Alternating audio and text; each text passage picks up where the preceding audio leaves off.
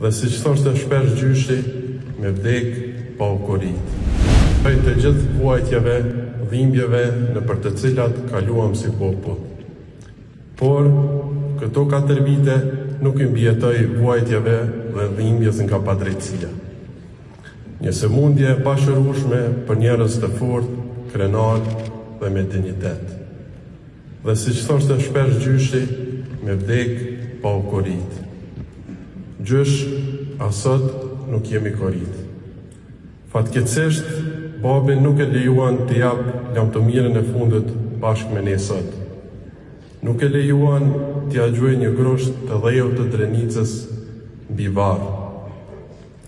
Por, në vend të babit, sot ka ardhur Kosova, Shqipëria, Maqedonia e Lulina.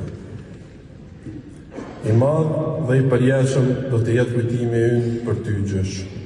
Miq e familjar të pranishëm. Për ne, gjyshi ishte kështjell e pathyeshme e urtësisë dhe e dashurisë. Ai na mësoi se bashkimi është çelësi i çdo fitoreje. Dhe personifikimi i këtij bashkimi janë krerët e OÇK-s në Hag. Le ta ndjekum shembullin e tyre për të bashkuar sërish për fitoren e radhës mbi padrejtësinë.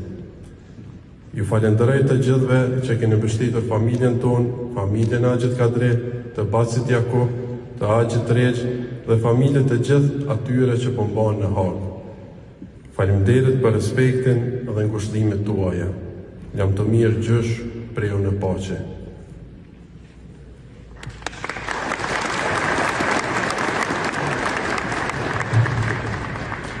Faleminderit, Endrit Hashim Thaçi. Zonja Zotri ju njoftoi që ceremonia e varrimit do të mbahet në orën 15 tek varrezat e reja në fshatin Buroj. Lamtomir Baca Haxhi Thaçi. Dielli do të lindë përsëri. Faleminderit.